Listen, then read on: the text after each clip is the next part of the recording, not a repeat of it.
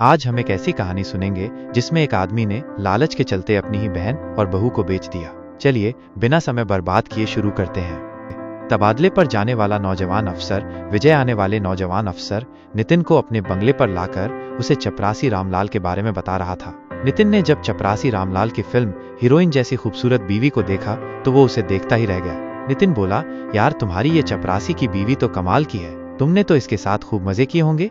नहीं यार, ये छोटे लोग बहुत ही धर्म कर्म पर चलते हैं और इसके लिए अपना सब कुछ कुर्बान कर देते हैं। ये लोग पद और पैसे के लिए अपनी इज्जत को नहीं बेचते हैं। मैंने भी इसे लालच देकर पटाने की खूब कोशिश की थी, मगर इसने साफ मना कर दिया था। यह सुनकर नितिन विजय की ओर हैरानी से देखने लगा।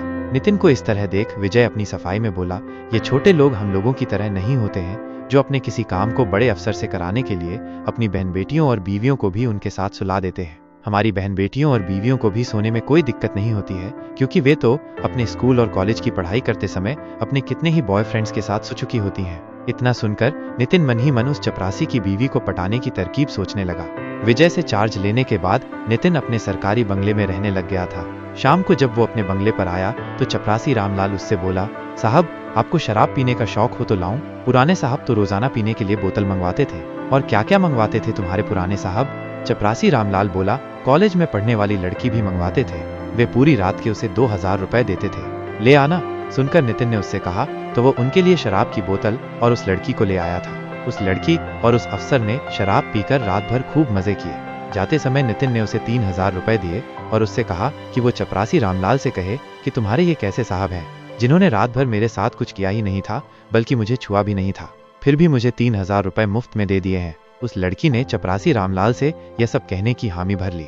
जब वो लड़की वहां से जाने लगी तो चपरासी रामलाल से बोली, तुम्हारे ये साहब तो बेकार ही रात भर लड़की को अपने बंगले पर रखते हैं, उसके साथ कुछ करते भी नहीं है, मगर फिर भी उसको पैसे देते हैं। तुम्हारे साहब का तो दिमाग ही खराब है। यह सुनकर चपरासी रामलाल हैरान होकर उसकी ओर देखने लगा तो वह उससे बोली, तुम्हारे साहब ने तो रात भर मुझे छुआ भी नहीं, फिर भी मुझे 3000 रुपए दे दिए हैं। कहकर वो वहां से चली गई। उस लड़की की बातें सुनकर चपरासी रामलाल सोचने लगा था कि उसके अफसर का दिमाग खराब है या वे औरत के काबिल नहीं है, फिर भी उन्हें औरतों को अपने साथ सुलाकर उन पर अपने पैसे लुटाने का शौक है। चपरासी रामलाल अपने कमरे पर आकर बीवी सरला से बोला, हमारे ये नए साहब तो बेकार ही अपने पैसे लड़की पर लुटाते हैं। वह कैसे? सुनकर सरला ने रामलाल से पूछा तो वह बोला, कल रात को मैं साहब के लिए एक लड़की लाया था, लेकिन उन्होंने उसके साथ कुछ भी नहीं किया, यहाँ तक कि उन्होंने उसे छुआ भी नहीं, मगर फिर भी उन्होंने उसे 3000 रुपए दे दिए। यह सुनकर उसकी बीवी सरला हैरानी से उसकी ओर देखने लगी तो वह उससे बोला, क्यों न अपने इस साहब से हम पैसे कमाएं? वह कैसे?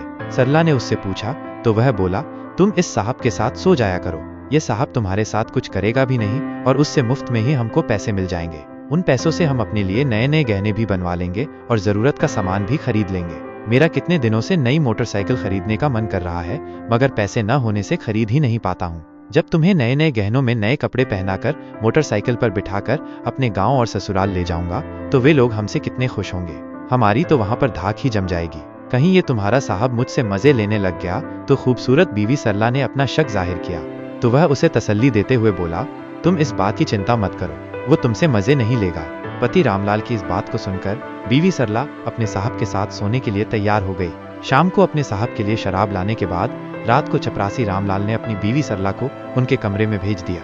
साहब जब उस पर हावी होने लगे तो उसे बड़ी हैरानी हो रही थी, क्योंकि उसके पति ने तो उससे कहा था कि साहब उसे छुएगा भी नहीं, मगर उसका साहब तो उस पर ऐसा हावी हुआ था कि रात भर में साहब ने उसे इतना ज्यादा थका दिया था कि वो सो न सकी। सरला को अपने पति पर बहुत गुस्सा आ रहा था, लेकिन गुस्से को दबाकर मुस्कुराते हुए दूसरे दिन अपने पति से वो बोली, तुम्हारे साहब ने तो मुझे छुआ भी नहीं, हमने मुफ्त में ही उनसे पैसे कमा लिए।